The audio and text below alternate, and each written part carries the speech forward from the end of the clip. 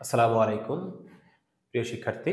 আমরা আজকে আলোচনা করব কাজ শক্তি ক্ষমতার একটি গুরুত্বপূর্ণ টপিক, যান্ত্রিক শক্তির সংরক্ষণশীল নীতি। ক্লাসটা শুরু করি, চলো।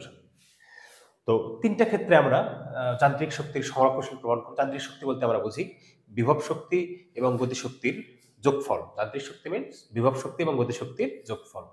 তো এই তিনটা কেস, কোনো একটা বস্তুকে যদি মুক্তভাবে ফেলে দেওয়া হয়, তার ক্ষেত্রে এই শক্তিটা সবসময় সব জায়গায় একই রকম থাকে কিনা, আনাদো তল বেয়ে যখন কোনো বস্তু নামবে তখন শক্তিটা সব জায়গায় একরকম থাকে কিনা, এবং সরল দোলকের ক্ষেত্রে আমাদের প্রতিটা পয়েন্টে যান্ত্রিক শক্তির পরিমাণটা সমান থাকে কিনা, সেটাই আমরা এই তিনটা পয়েন্টে দেখার চেষ্টা করব।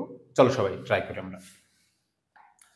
তো প্রথমে আমরা দেখব পরন্ত বস্তুর ক্ষেত্রে মুক্তভাবে যখন কোনো বস্তুকে ফেলে দেওয়া হবে তখন সেক্ষেত্রে যান্ত্রিক শক্তি নিউটনের সূত্র মেনে চলে কি না।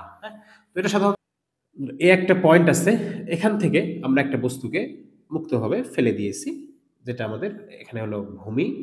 This is our point C.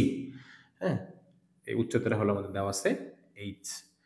তো এরকম আর একটা পয়েন্ট নিলাম মাঝখানে আমরা, এটা হলো বি পয়েন্ট, যেটা ভূমি হতে এক্স উচ্চতায় অবস্থিত, এবং তাহলে এইটুকুর মান কত আমরা জানি, এইচ হলো এক্স।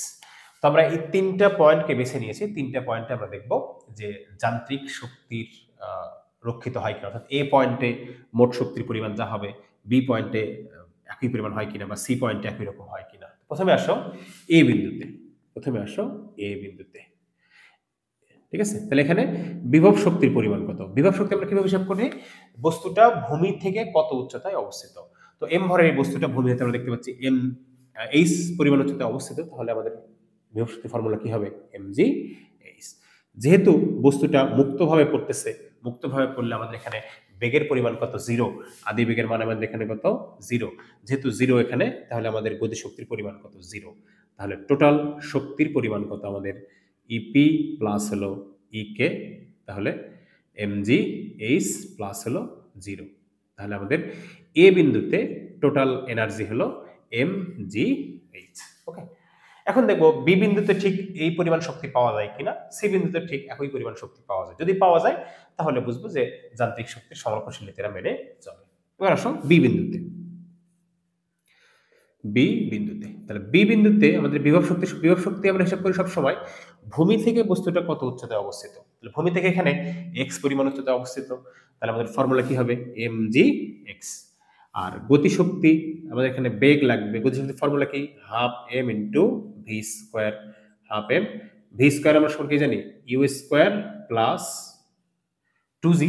দেখো তো আমাদের এই যে বেগটা অর্জন করছে ভি, কতটুকু দূরত্ব অতিক্রম করেছে আমাদের এখানে? H minus x. তাহলে এখানে যতটুকু দূরত্ব অতিক্রম করে এই বেগটা অর্জন করছে সে হলো আমাদের সরণ। তাহলে এখানে এইচ বলতে কি, সরণ বলতে কতটুকু দূরত্ব সে নিচের দিকে নামছে। হ্যাঁ, তাহলে এখানে এইচ মাইনাস হলো এক্স। তাহলে এখান থেকে ইউ এর মান যদি জিরো হয় তাহলে আমরা লিখতে পারি এম জি এইচ মাইনাস হলো এম জি এক্স। এ হলো আমাদের গতি শক্তি। ঠিক আছে, তাহলে ওতে বি বিন্দুতে আমাদের টোটাল শক্তি কত? বিভব শক্তি ছিল আমাদের হলো এম জি এক্স, এখানে এম জি এইচ মাইনাস হলো এম জি এক্স। তাহলে টোটাল এনার্জির পরিমাণ কত আমাদের? M g h. তাহলে বি বিন্দুতেও আমাদের total energy m g h. এখন আমরা দেখবো সি বিন্দুতেও ঠিক সেটাই হয় কিনা। হ্যাঁ, তো সি বিন্দুতে মানে বস্তুটা কোথায় অবস্থিত? এখন ভূমিতে অবস্থিত। তাহলে ভূমিতে যদি অবস্থিত হয় তো আমরা জানি ভূমিতে কোনো বিভব শক্তি থাকে না, বিভব শক্তির পরিমাণটা আমাদের জিরো এখানে। তাহলে গতি শক্তির ফর্মুলা কি? গতি শক্তি সমান half m v square. M v square মানে u square plus two g. ছিল এতে, নামছে কোথায়? সিতে। পুরা এইচ দূরত্ব অতিক্রম করেছে, তাহলে এই ইউ থেকে ভি বেগ অর্জন করতে অতিক্রম করেছে কত? এইচ দূরত্ব, তাই আমরা এখানে এইচ নিয়েছি। ইউ যদি জিরো হয় তাহলে এম জি এইচ। তাহলে টোটাল এনার্জি সি বিন্দুতে এম জি এইচ। তাহলে আমাদের প্রত্যেকটা পয়েন্টে E of A, E of B সমান হলো ই অফ সি। প্রতিটা পয়েন্টে যান্ত্রিক শক্তির পরিমাণটা আমাদের সমান। যান্ত্রিক শক্তি মানে বিভব শক্তি এবং গতি শক্তির যোগফল। তাহলে মুক্তভাবে যদি কোনো বস্তুকে ফেলে দেওয়া যায় তাহলে সেই বস্তুটা যান্ত্রিক শক্তির নির্ধারিত সূত্র মেনে চলে, অর্থাৎ প্রতিটা পয়েন্টে তার শক্তির পরিমাণ কি থাকে? সমান থাকে। ঠিক আছে, বলছে ভূমি হতে 300 মিটার উঁচু থেকে একটা বস্তুকে মুক্তভাবে ফেলে দেওয়া হলো। ভূমি হতে কত উচ্চতায়? বিভব শক্তি গতিশক্তির 4 গুণ হবে, এবং ভূমি হতে কত উচ্চতায় গতিশক্তি বিভব শক্তির 4 গুণ হবে। তো এগুলো খুব সহজ ম্যাথ, আমরা অল্পতেই করতে পারবো। দেখি, তো আমরা এই অঙ্ক দুইটা আগে নর্মাল প্রসেসে করার চেষ্টা করি, তারপর আমরা শর্টকাটে করার চেষ্টা করব। দেখো, তো প্রথমটা আমরা একটু করার চেষ্টা করি। দেখো, তাহলে প্রথমে বলছে ভূমি হতে কত উচ্চতায় বিভব শক্তি গতিশক্তির কয় গুণ হবে? 4 গুণ হবে। তাহলে বিভব শক্তি বলছে আমাদের হলো গতিশক্তির 4 গুণ। বিভব শক্তি গতিশক্তির 4 গুণ হবে। তো আমরা ধরেই নেই যে ভূমি হতে x উচ্চতায়, এটা একটা পয়েন্টে যদি আমরা নেই, হ্যাঁ, এটা ধরো আমাদের ভূমি, তাহলে এখান থেকে আমাদের ধরো x উচ্চতায়, হ্যাঁ, x উচ্চতায় এখানে বিভব শক্তি গতিশক্তি কত? টোটাল হলো আমাদের 300 মিটার। টোটাল হলো 300 মিটার। তাহলে ভূমি থেকে x উচ্চতায় বিভব শক্তি গতিশক্তির 4 গুণ হবে। বিভব শক্তি গতিশক্তির 4 গুণ হবে। ঠিক আছে, বিভব শক্তি গতিশক্তির 4 গুণ হবে।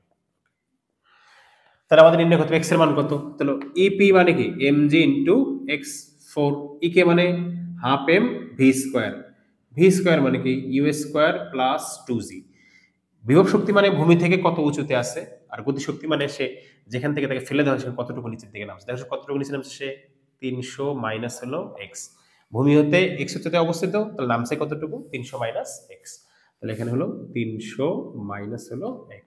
ওকে, তাহলে এখান থেকে mgx 4, u এর মান যদি 0 হয় এই 2 কেটে যাবে। ঠিক আছে, তাহলে mg 300 মাইনাস x, তাহলে mg cancel, x is equal to 4 into, তো মাইনাস হলো 4x, 5x সমান 1200, x is equal to 1200 by 5, 240 metre. Okay, ভূমি হতে 240 মিটার উচ্চতায় বিভব শক্তি গতিশক্তি কি হবে?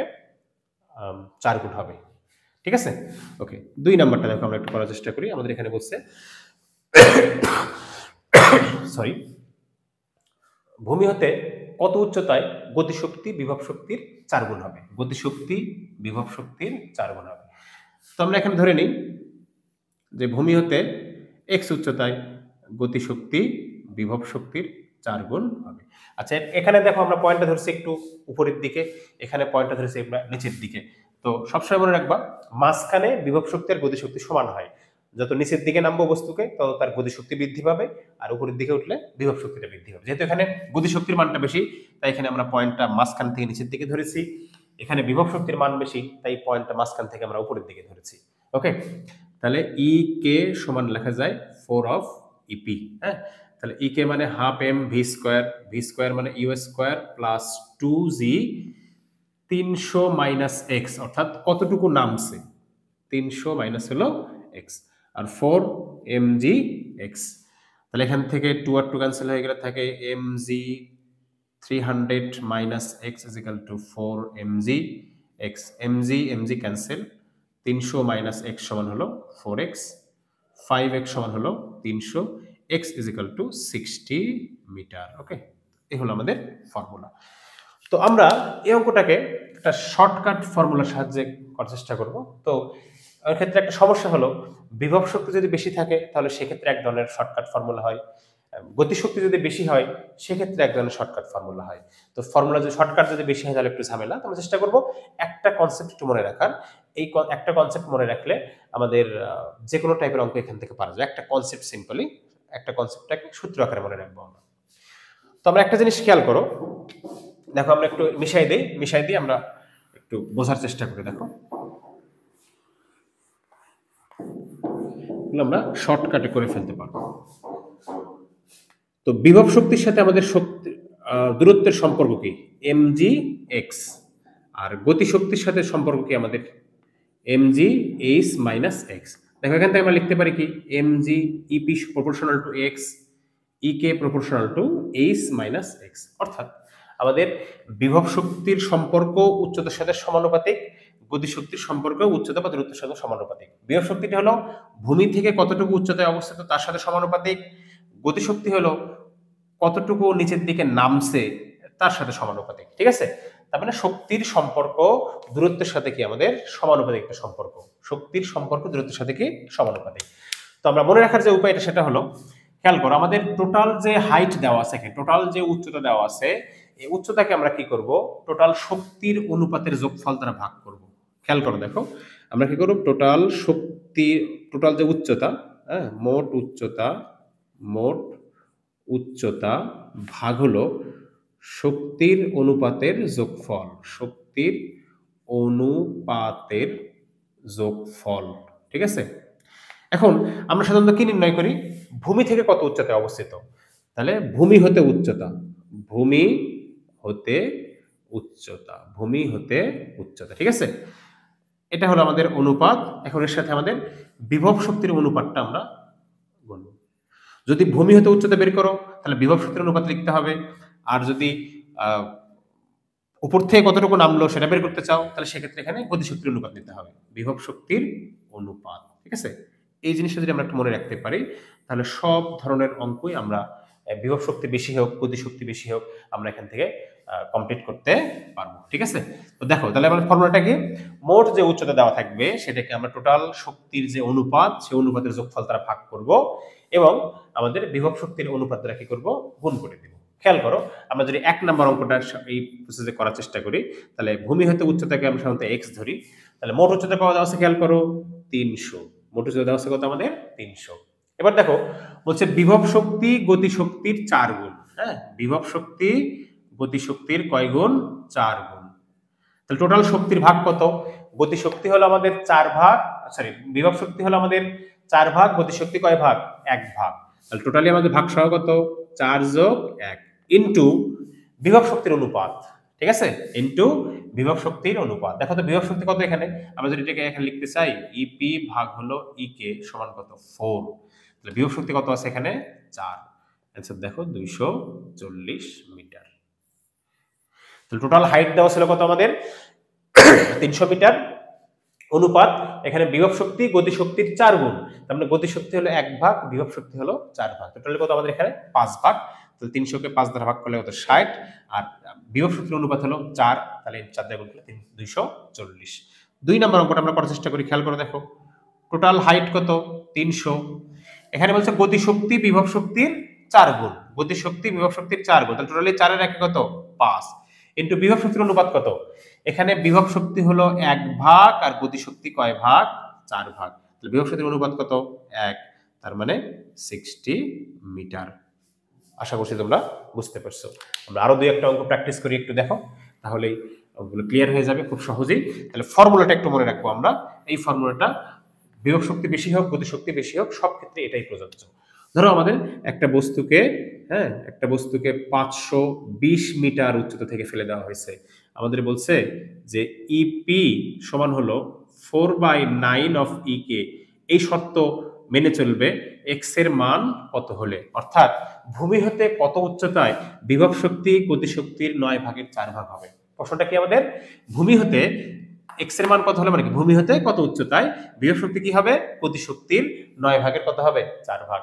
খেয়াল করো এখানে আমাদের, তাহলে এটাকে যদি আমরা একটু সাজায় লিখি তাহলে ইপি ভাগ ইকে সমান কি লেখা যায় বলতো, 4/9, তার মানে গতি শক্তি হলো 9 ভাগ, বিভব শক্তি কয় ভাগ, 4 ভাগ।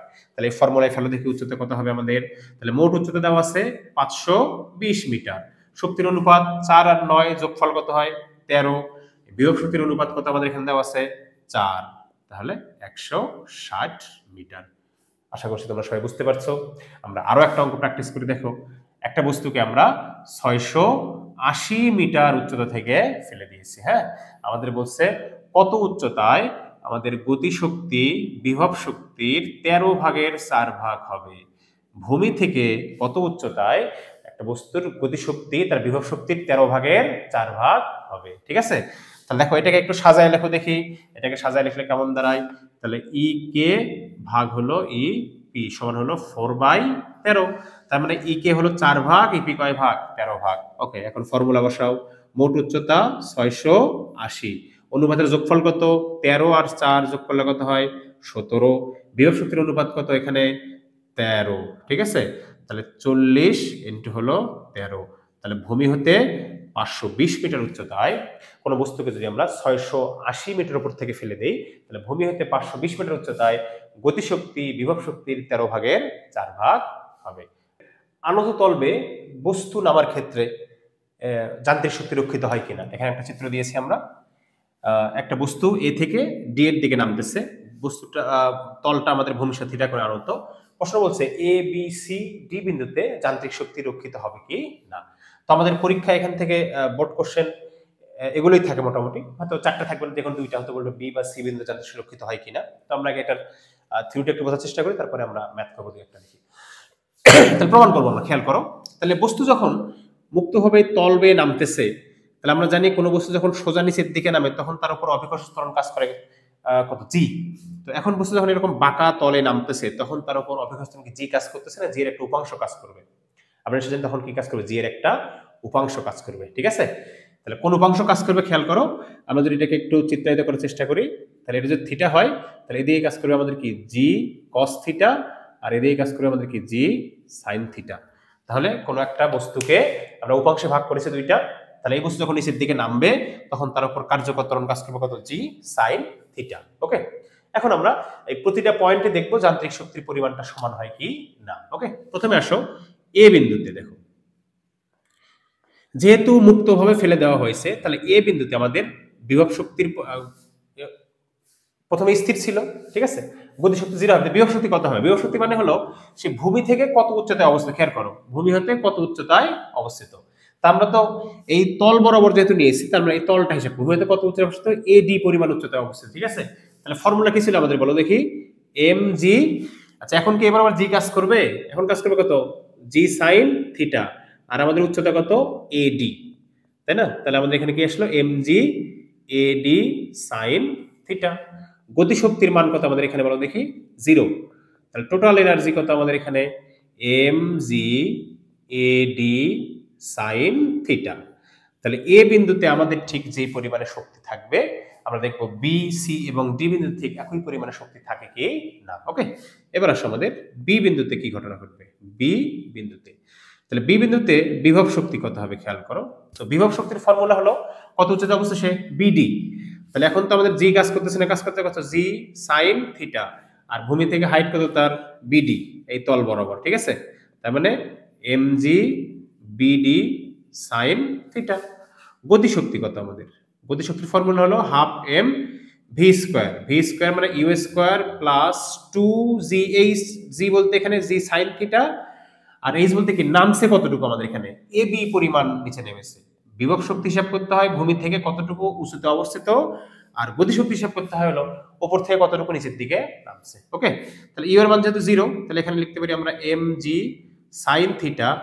এ বির পরিবর্তে আমরা কি লিখতে পারি, এ ডি মাইনাস বিডি। দেখো তো, এ ডি মাইনাস হলো বিডি। দেখো, এ ডি থেকে যদি আমরা বিডি বাদ দিই তাহলে কি পাবো, এখানে এ বি পাবো। তাহলে ফর্মুলা কি দাঁড়ালো আমাদের এখানে, m g AD sine theta minus m g BD sine theta. হ্যাঁ, তাহলে এই দুইটা আমরা কি করবো এবার, যোগ করব। বি বিন্দুতে টোটাল এনার্জি কত। ওকে, তাহলে এখানে দেখো ইপি আর ইকে, এখানে আছে plus m g BD sine theta, এখানে আছে কি minus m g BD sine theta. যোগ করলে কি হবে, দুইটা ক্যান্সেল হয়ে যাবে।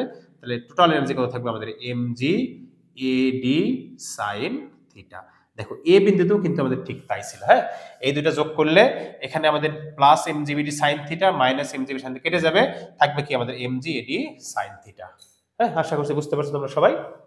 এবার আসো সি বিন্দুতে কি ঘটনা ঘটবে, সি বিন্দুতে, সি বিন্দুতে। ওকে, তাহলে সি বিন্দুতে বিভব শক্তি কত হবে, বিভব শক্তির ফর্মুলা হলো এম জি, জির পরিবর্তে এখন জি সাইন থিটা লিখবো আমরা, কত উঁচুতে আছে, সিডি পরিমাণ উঁচুতে আছে।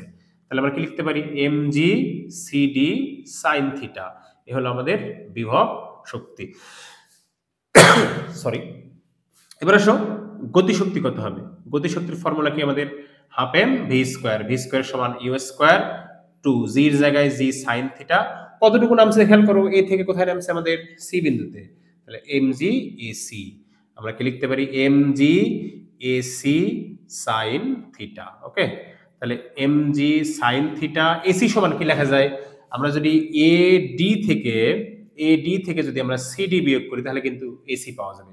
পুরা এডি থেকে যদি সিডি বিয়োগ করি তাহলে কি পাওয়া যাবে, এসি পাওয়া যাবে।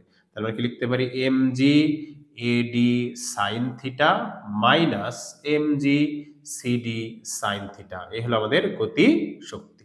তাহলে সি বিন্দুতে টোটাল এনার্জি কত, খেয়াল করো আমাদের এখানে mgcd sin থিটা প্লাস দুটো যোগ করব, ই কে আর ই যোগ করব, এখানে mg sin theta mgcd sin theta কি মাইনাস, তাহলে প্লাস মাইনাসে কেটে গেলে একমাত্র কি থাকবে আমাদের এখানে, এই যে mg ad sin থিটা। হ্যাঁ, তাহলে আমাদের সি বিন্দুতে বিভব মোট শক্তি কত, ইপি আর ইক এর যোগফল, তাহলে এখানে প্লাস mgcd sin থিটা, এখানে মাইনাস mgcd sin থিটা কেটে গেল, আমাদের একমাত্র কি থাকবে mg ad sin থিটা। তাহলে এ বিন্দুতে যা পেয়েছি বি বিন্দুতেও তাই পেয়েছি, সি বিন্দুতেও ঠিক একই মান পেয়েছি। এবার প্রমাণ করব কোথায়, ডি বিন্দুতে। দেখি আমরা প্রমাণ করার চেষ্টা করি। ডি বিন্দুতে কোনো বিভব শক্তি থাকবে কিনা। ডি বিন্দু মানে একেবারে ভূমিতে অবস্থিত, তার মানে এখানে কোনো বিভব শক্তি নাই, জিরো। ঠিক আছে, গতি শক্তি কত হবে, গতি শক্তির formula half m v square, v square মানে u square plus 2g sin theta, ছিল এ তে, নামছে কোথায়, সেই সরাসরি ডি তে, তাহলে এখানে দূরত্ব হলো আমাদের এ ডি, ইউ যেহেতু জিরো তাহলে mg ad sin থিটা, তাহলে টোটাল এনার্জি কত আমাদের ডি বিন্দুতে, 0 প্লাস এইটা, তার মানে mg ad sin থিটা। আমাদের এই প্রমাণগুলোই সাধারণত পরীক্ষায় থাকে, বোর্ড পরীক্ষায়, এইভাবে সবগুলো প্রমাণ আমরা করে দেব। ঠিক আছে, আশা করছি তোমরা বুঝতে পারছো। তাহলে পরীক্ষায় আমাদের হয়তো 4টা পয়েন্ট থাকবে না, একটা বা দুইটা থাকবে, দুইটা থাকবে আর কি, হয়তো বললো বি এবং সি বিন্দুতে বা বি বিন্দুর শক্তি ডি বিন্দুর শক্তি একই হবে কিনা, এই জিনিসগুলো আমাদের এখান থেকে সাধারণত পরীক্ষায় থাকে। এ হলো আমাদের আনত তলবে কোনো বস্তু যখন নিচের দিকে নামে তখন সেটা মুক্তভাবে যদি নামে, এখানে কোনো বাধা নাই কিন্তু, হ্যাঁ, মুক্তভাবে যদি নামে তাহলে প্রতিটা পয়েন্টে টোটাল যান্ত্রিক শক্তির পরিমাণ, মোট যান্ত্রিক শক্তির পরিমাণ কি থাকবে, সর্বদা ধ্রুব থাকবে। তার মানে আনত তলবে বস্তু নামার ক্ষেত্রেও সে কিন্তু যান্ত্রিক শক্তির সংরক্ষণশীলতা কি হয়, মেনে চলে। এবার আসলে আমরা কিছু ম্যাথ করার চেষ্টা করি এখান থেকে। এখানে বলছে 300 গ্রাম ভরের একটি বস্তুকে, 300 গ্রাম ভরের একটি বস্তুকে আমরা একটা 588 জুল 588 এত জুল পরিমাণ গতিশক্তি প্রয়োগ করে আমরা কোথায় নিয়ে আসছি, এ থেকে ই বিন্দুতে নিয়ে আসছি। হ্যাঁ, এ থেকে ই বিন্দুতে নিয়ে যাওয়া হলো, তারপরে ওখানে গিয়ে গতিশক্তি কি জিরো, এখানে গতিশক্তি দিয়েছি কত 588 জুল, ওখানে গিয়ে গতিশক্তি পরিমাণ কত হয়ে গেছে, থেমে গেছে, মানে গতিশক্তি পরিমাণটা হলো জিরো। এখানে বলছে এ বি বিসি সিডি আর হলো ডি এর পরিমাণটা কি সেম বলা আছে আমাদের এখানে, এ থেকে বি এর যা দূরত্ব, বি থেকে সি এর দূরত্ব, সি থেকে ডি এর দূরত্ব এবং ডি থেকে এর দূরত্বটা কি সেম। ওকে, প্রথম কোশ্চেন বলছে আমাদের এ ই তলের দৈর্ঘ্যটা কত, অর্থাৎ এই যে আমাদের বাঁকা তল 30 ডিগ্রি তল, এই তলের দৈর্ঘ্য কত। ঠিক আছে, এই তলের দৈর্ঘ্য কত, তো খেয়াল করো এখানে আমরা অভিকর্ষ বলের বিপক্ষে একটা কাজ করেছি। আমরা এখানে কোনো বস্তুকে যখন আমরা তুলি তাই অভিকর্ষ বলের বিপক্ষে কি হয়, কাজ হয়, এবং কাজটা করেছে কি একজন এজেন্ট, আমরা এই কাজটা করেছি। ঠিক আছে, তাহলে অভিকর্ষ বল দ্বারা যখন কোনো বস্তুকে তুলতে হয় তখন আমাদের কৃত কাজের ফর্মুলা কি বলো দেখি, আমরা তো জানি, পরে আসছে এর আগে, W সমান mgs sin থিটা। এখন এই যে কাজটা করলাম, এই কাজ করার শক্তিটা, কাজ করার জন্য একটা কি লাগে, শক্তি লাগে। শক্তিটা আমরা কই পাইছি, দেখো আমরা এ বিন্দুতে যখন বস্তুটা ছিল তখন তাকে আমরা 588 জুল গতিশক্তি এখানে প্রয়োগ করেছি, ওই শক্তি দিয়ে কাজ করতে করতে এখানে আমাদের জিরো হয়ে গেছে, তাই না। তাহলে এখানে গতিশক্তিটা কিসে পরিণত হয়েছে, কাজে পরিণত হয়েছে। তাহলে গতিশক্তি কাজে পরিণত হয়, সেই ফর্মুলাটা কি বলে, কাজ শক্তি উপপাদ্য। কাজ শক্তি উপপাদ্য কি ছিল, কৃত কাজ গতিশক্তির পরিবর্তনের সমান, কৃত কাজ গতিশক্তির পরিবর্তনের কি সমান। ওকে, তাহলে কৃত কাজের ফর্মুলা অভিকর্ষ বল দ্বারা বলের বিভাজন কাজ করতে হবে mgs sin 30, ঠিক আছে, ইনটু ডে লিখে আমার গতিশক্তি পরিবর্তন। তাহলে এখানে ছিল কত 5.88, এখানে হয়ে গেছে কত 0, তাহলে পরিবর্তনটা কত আমাদের 5 এখানে 5.88 হবে, 5.88। এস বলতে কি, এই দূরত্বটাকে তো আমরা এস বলছি নাকি, এস মানে কতটুকু দূরত্ব সে অতিক্রম করেছে, তাই এস মানে আমাদের এখানে কি আসলে এ ই। তাহলে এখানে দেখো এম জি, এস এর পরিবর্তে আমরা কি বসাবো, এ ই, sin 30 এর মান তো হাফ, তাহলে এটা 5.88। তাহলে এ ই সমান কত লেখা যায় খেয়াল করো, তাহলে 2 ইনটু 5.88, এম এর মান দেওয়া আছে কত আমাদের 300 গ্রাম 0.3 কেজি, জি এর মান হলো আমাদের 9.8, এটা ক্যালকুলেশন করলে হবে আমাদের সম্ভবত 4 মিটার। তাহলে আমরা যেই তলে বস্তুটাকে সরিয়ে নিয়েছি এ থেকে এই পর্যন্ত, তার দৈর্ঘ্য হলো আমাদের 4 মিটার।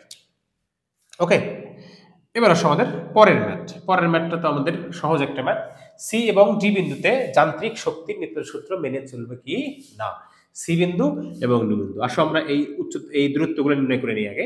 যেহেতু A B BC CD DE পরস্পর সমান সমান 4 ভাগে ভাগ, পুরোটা দৈর্ঘ্য 4 মিটার হতে প্রত্যেক ভাগে দৈর্ঘ্য কত হবে 1 মিটার করে। হ্যাঁ, তাহলে এবি সমান বিসি সমান সিডি সমান ডিই সমান কি লেখা যায় বলো দেখি, এই বাই হলো 4, এই এর মান বের করছে 4 মিটার, তাহলে প্রত্যেক ভাগের মান কত আমাদের 1 মিটার। ওকে, তো প্রথমে আসো সি বিন্দুতে, সি বিন্দুতে আমরা কি হিসাব করব, বিভব শক্তি হিসাব করব।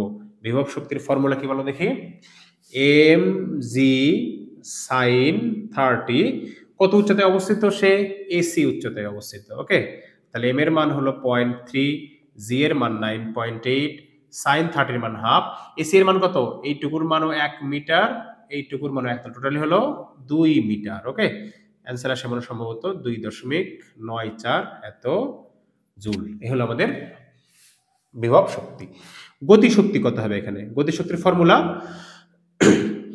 Half m v square, v square সমান u square plus 2g sine 30, h, h বলতে কোথা থেকে, ই থেকে এসে আমাদের কোথায় সিতে নামছে, তাহলে আমাদের হলো সি ই। ওকে, তাহলে এখানে এম জি সাইন 30 ইন্টু কত সিই। আচ্ছা, এটাও 1 মিটার, এটাও কি 1 মিটার, তাহলে আমাদের 0.3 কেজি 9.8, সাইন 30 এর মান হাফ, সি এর মান কত 2 মিটার, টোটালি 2.94 এত জুল। তাহলে টোটাল এনার্জি কত আমাদের সি বিন্দুতে 2.94 প্লাস 2.94 5.88 এত জুল। তাহলে সি বিন্দুতে খেয়াল করে দেখো, আমাদের এ বিন্দুতে আমরা কত গতিশক্তি প্রয়োগ করেছিলাম, টোটাল শক্তি 5.88, দেখো সি বিন্দুতে কিন্তু ঠিক সেটাই আছে 5.88। এখন দেখবো ডি বিন্দুতে ঠিক তাই হয় কিনা। এবার আমরা করবো কোথায়, ডি বিন্দুতে, ডি বিন্দুতে তাই হওয়ার কথা তাই না, দেখি ডি বিন্দুতে কত হবে। তাহলে ডি বিন্দুতে বিভব শক্তির ফর্মুলা কি, m g sine theta sine 30, কত উচ্চতা অবস্থিত, এ থেকে ডি, এ থেকে ডি। হ্যাঁ, তাহলে এম এর মান 0.3, জি এর মান 9.8, সাইন 30 এর মান হলো হাফ, এডি এর মান কত দাঁড়ায় আমাদের এখানে 3, ক্যালকুলেশন করলে দাঁড়ায় 4.41 এত জুল। এবার আসো গতিশক্তি, গতিশক্তির ফর্মুলা কি, হাফ এম ভি স্কোয়ার সমান, ভি স্কোয়ার সমান কি লেখা যায়, u square plus 2g sine theta into কতটুকু নামছে, ডি থেকে ই তে নামছে আমাদের এখানে তাই না। ওকে, তাহলে m g sine 30 into DE, m এর মান 0.3, 9.8 এর মান হাফ, ডি এর মান আমাদের হলো 1। হ্যাঁ, তাহলে ক্যালকুলেট করলে আমাদের 1.47 এত জুল। তাহলে টোটাল এনার্জি ডি বিন্দুতে কত আমাদের 4.41 প্লাস 1.47, 5.88 এত জুল। তাহলে আমাদের প্রতিটা পয়েন্টে কিন্তু যান্ত্রিক শক্তি সূত্র মেনে চলছে। সি বিন্দুতেও 5.88 পরিমাণ, ডি বিন্দুতেও 5.88 জুল, এ বিন্দুতেও কিন্তু আমরা যখন প্রয়োগ করেছিলাম এখানে 5.88 ছিল। হ্যাঁ, আশা করছি ম্যাথটা বুঝতে পারছো সবাই। এটা একটা বোর্ড কোশ্চেন, তো বোর্ডে মোটামুটি এটাই অঙ্কই বেশিরভাগ সময় থাকে। আমরা যান্ত্রিক শক্তির সংরক্ষণ নীতিটা প্রমাণ করব। প্রথমে আমরা একটা কেস দেখি, এক সরলদ্রবটা এভাবে ঘুরতেছে, হ্যাঁ দুলতেছে এভাবে, তাহলে এ বি এবং সি বিন্দু যান্ত্রিক শক্তিটা কেমন হবে। তো প্রথমে আসো, এটাকে বলে সাম্য অবস্থা, এটাকে বলে বিস্তার অবস্থা। বিস্তার অবস্থা মানে এই জায়গায় তার বেগটা শূন্য, এখানে গিয়ে আবার এদিকে চলে আসবে। এ বিন্দুতে কি ঘটনা ঘটবে, এ বিন্দুতে যেহেতু এ বিন্দু থেকে এখানে থেমে যাবে, তার মানে এ বিন্দুর বিভব শক্তি গতিশক্তি কি হবে এখানে 0, গতিশক্তি হবে কত আমাদের, বিভব শক্তি কত হবে খেয়াল করো। তো আমাদের সবসময় স্বভাবে কি সাম্য অবস্থান থেকে কতটুকু গেল, হ্যাঁ তাহলে এখানে থাকা মানে বস্তুটা কোথায় থাকা, এম বিন্দুতে থাকা, তাহলে সাম্য অবস্থানে কতটুকু উচ্চতা অবস্থিত, সিএম, এমজি ইন্টু সিএম। তাহলে টোটাল শক্তি কত আমাদের, ই অফ এ সমান হলো এমজি ইন্টু এমজি সিএম। তাহলে বি বিন্দুতেও ঠিক তাই হওয়ার কথা, সি বিন্দুতেও ঠিক তাই হওয়ার কথা। দেখি আমরা প্রমাণ করার চেষ্টা করি। তাহলে সব বি বিন্দুতে, হ্যাঁ বি বিন্দুতে কেমন হবে, বি বিন্দুতে, বি বিন্দুতে বিভব শক্তি কেমন হবে। তো বি বিন্দুতে এখানে থাকা মানে বস্তুটা কোথায় থাকা, ঠিক এই পজিশনে থাকা। তাহলে কত উচ্চতায় আসছে সাম্য অবস্থান থেকে, এমজি ইন্টু সিএন। আর গতিশক্তির ফর্মুলা কি বলো দেখি, গতিশক্তি হলো half m v square, v square মানে u square plus 2g h, h বলতে কি সে কতটুকু নামছে, ছিল কোথায় এম বিন্দুতে, নামছে কোথায় এন বিন্দুতে, তাহলে 2g ইন্টু এম এন। ওকে, তাহলে ইউ যদি 0 হয় এখান থেকে লেখা যায় mg ইন্টু এম এন। তাহলে mn সমান কি লেখা যায় খেয়াল করো, mn সমান আমরা লিখতে পারি যে cm মাইনাস হলো cn। হ্যাঁ, তাহলে এখানে লেখা যায় mg cm মাইনাস হলো mg cn। cm থেকে যদি cn বাদ দেই, cm থেকে যদি cn বাদ দেই তাহলে কি পাবো আমরা mn পাবো। ঠিক আছে, তাহলে গতিশক্তির সূত্র লেখা যায় আমাদের হলো এইটা। তাহলে টোটাল এনার্জি বি বিন্দুতে বিভব শক্তি ছিল mg cn আর গতিশক্তি হলো আমাদের mg cm মাইনাস হলো mg cn। তাহলে এটা ক্যান্সেল, তাহলে টোটাল এনার্জি mg cm। দেখো আমাদের এ বিন্দুতে যা ছিল বি বিন্দুতে ঠিক সেই পরিমাণের শক্তি কিন্তু এখানে সংরক্ষিত আছে। ওকে, এবার সি বিন্দুতে দেখবো আমরা কত হয়। সি বিন্দুতে বিভব শক্তি কত, যেহেতু সে একেবারে সাম্যাবস্থানে অবস্থিত তাহলে বিভব শক্তির পরিমাণ তার 0। আর গতিশক্তির ফর্মুলা কি হবে, হাফ এম ভি স্কোয়ার। হ্যাঁ, তো ভি মানে কি, ভি স্কোয়ার মানে u square plus 2g। H বলতে কতটুকু নেমেছে সে, এম এ ছিল সি তে নেমেছে, তাহলে m g C M. U তো 0, এখান থেকে লিখতে পারি আমরা এম জি সি এম। অতএব টোটাল এনার্জি সি বিন্দুতে এখানে 0, এখানে এম জি সি এম, তাহলে যোগ করলে কত হবে এম জি সি এম। তোমরা নিশ্চয়ই দেখতে পাচ্ছ প্রতিটা পয়েন্টে আমাদের এখানে যান্ত্রিক শক্তির সেম এমজিসিএম, বি বিন্দুতে এমজিসিএম, সি বিন্দুতে এমজিসিএম। পরীক্ষা যদি আমাদের দেওয়া থাকে আমরা এইভাবে কিন্তু প্রমাণ করে ফেলতে পারবো। এগুলোর মান টান দেওয়া থাকবে, বের করে আমরা ম্যাথ এবং প্রমাণ দুইটাই পরীক্ষায় থাকে। হ্যাঁ, আশা করছি বুঝতে পারছো তোমরা সব। এ পর্যায়ে আমরা এই ম্যাথটাকে একটু অন্যভাবে করার চেষ্টা করব। ঠিক আছে, অনেক সময় পরীক্ষায় দেখবে আমাদের থিটা আকারে দেওয়া থাকে। ধরো এই কোণের মানটা দেওয়া আছে আমাদের থিটা 1, এই কোণের মানটা দেওয়া আছে থিটা 2। হ্যাঁ, আমাদের অন্য এই ধরো mn এর মান বা cm এগুলো অনেক সময় দেওয়া থাকে না, থিটা 1 এবং থিটা 2 এই আকারে দেওয়া থাকে। তখন সেক্ষেত্রে আমরা অন্য প্রসেসে অঙ্কটা করার চেষ্টা করব, সেক্ষেত্রে অঙ্কটা অনেক সহজ হয়ে যায়। নাহলে অঙ্কটা কিন্তু অনেক সহজ না, আসলে একটু ছোট হয়, নাহলে অঙ্কটা অনেক বড় হবে। নর্মাল এইভাবে যদি আমরা এই থিটা যুক্ত কোনো ম্যাথ যদি আমরা এইভাবে করতে চাই তাহলে অঙ্কটা অনেক বড় হয়ে যাবে। তো দেখো আমরা শর্টকাটে কিভাবে করে ফেলতে পারি। তো প্রথমে দেখো আমাদের বিভব শক্তিটা কি হবে। তো এ বিন্দুতে কি ঘটনা ঘটবে, এখানে এ বিন্দুতে আমাদের বিভব শক্তি কত হবে। এ বিন্দুতে বিভব শক্তি হলো mg ইন্টু সিএম, এটা তো আমরা জানি mg ইন্টু সিএম। আচ্ছা, সিএম সমান কি লেখা যায় দেখো তো, সিএম সমান আমাদের প্রদত্ত করা ছিল আমাদের এখানে ও সি। দেখো ও সি থেকে যদি আমরা ও এমটা বাদ দিয়ে ফেলি, এই পুরা ও সি থেকে যদি আমরা ও এমটা বাদ দিয়ে ফেলি তাহলে কিন্তু আমাদের এই সিএমটা পাওয়া যাবে। এটা সমান তাহলে কি লেখা যায় খেয়াল করো, তাহলে ও সি মাইনাস হলো ও এম। এখন দেখো এই যে ও সি, ও বি, ও এ এরা সবাই কি এই সুতাটার দৈর্ঘ্য, এরা সবাই কি সুতাটার দৈর্ঘ্য। ঠিক আছে, আরেকটা জিনিস খেয়াল করো, আমরা এই ত্রিভুজটার দিকে তাকাই, ও এ এম ত্রিভুজ, ও এ এম ত্রিভুজটাকে আমরা একটু খুলে নিয়ে আসি যে ও এ এম এই ত্রিভুজের ক্ষেত্রে। ঠিক আছে, তো এই ত্রিভুজের ক্ষেত্রে আমাদের দেখো cos থিটা 1 সমান কি লেখা যায়, cos থিটা মানে এই যে এইটা। ঠিক আছে, তাহলে এটা হলো ভূমি, এটা হলো লম্ব, এটা হলো অতিভুজ। তাহলে cos এর সাথে সম্পর্ক কি, cos থিটা মানে ভূমি বাই অতিভুজ। তাহলে ও এম মানে হলো ভূমি, অতিভুজ মানে কত আমাদের এখানে ও এ। তাহলে ও এম সমান কত লেখা যায় বলো দেখি, ও এ ইন্টু cos থিটা 1। হ্যাঁ, ও এ মানে সুতার দৈর্ঘ্য এল, তাহলে এল cos থিটা 1। খেয়াল করো ফর্মুলা যদি আমরা এখানে বসাই দেই, এম জি ও সি মানে তো সুতার দৈর্ঘ্য, তাই না, একই সুতা তো, ও এ সি ও বি ও এ একটাই সুতা আমাদের। তাহলে ও সি মানে হলো এল, আর ও এম মানে কি লিখছি আমরা, ও এম মানে লিখছি হলো এল cos থিটা 1। তাহলে আমরা ফর্মুলা দেখো এখান থেকে একটা ফর্মুলা ডিরাইভ করব, এম জি এল 1 মাইনাস cos থিটা 1।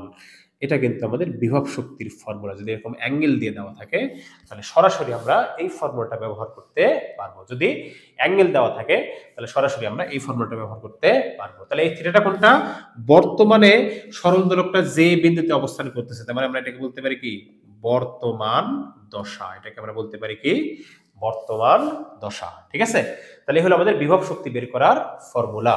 বিভব শক্তি বের করার ফর্মুলা হলো আমাদের mgl 1 minus cos থিটা।